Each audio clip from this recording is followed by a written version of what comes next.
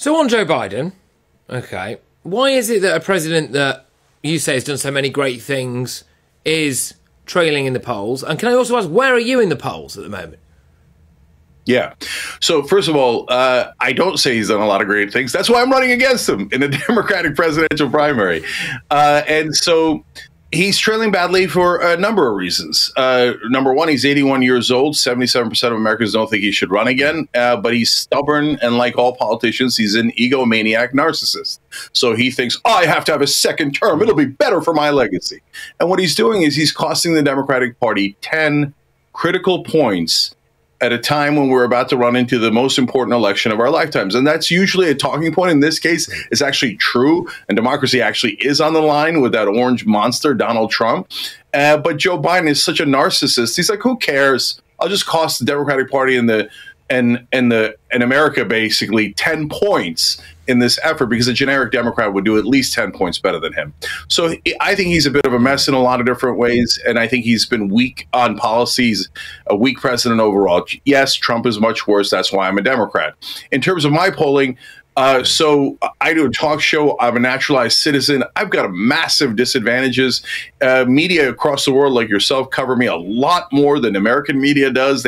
I'm literally banned on CNN, MSNBC, and Fox News. If you say politicians are crooks, you get banned from television, because in America, all of the television ads come, not all, but a lot of them come from politicians. So they're in bed with one another, and the television stations are also totally crooks and love the corruption in America. So anyways, despite all of that, in the Quinnipiac poll that they did, the first poll, I got 2%. So 2% sounds like it's low. Of course, under those circumstances, it's actually shocking. It's 1.6 million Democrats in America saying, we want that guy to be president of the United States, even though he has this issue with the naturalized citizen thing, and even though mainstream media has not covered him at all. With respect, though, your actual politics are out there and have been out there for years, right? And you've had a massive platform for years. So I do understand that, yeah, absolutely. If you've got no mainstream cut through, that's going to be a massive problem for people. Completely, I get that, right? But you have been getting into people's homes and with the advent of social media for a very long time. I mean, again, with respect, is that not evidence that your kind of progressive politics just aren't that popular? No, absolutely not. And I can prove it to you. So look, when you get into individuals, it all becomes almost entirely a media race. So, and if you don't live in America, it's really hard to understand the ecosystem that we live under.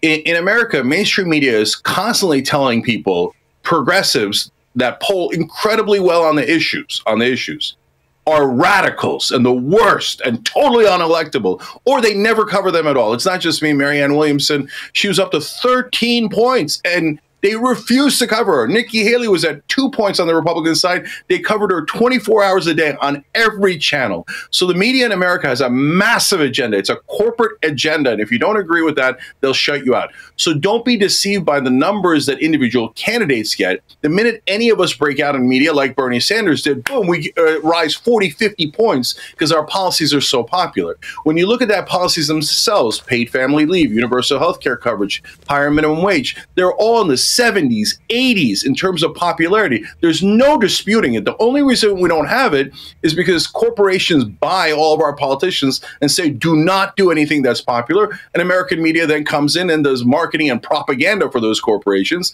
and goes, oh, you don't want to take time off after you have a baby? And what they don't know is in the UK and the rest of the world, everyone has paid family leave. Of course you can take time off after you have a baby. But in America, it's so brutal. We don't allow a single day. You have to go back to work the next day after you deliver. No, America lives under corporate rule. I'm one of the people that is telling the rest of the world, help us. You have no idea how much we're being abused by our corporations that have completely bought our government.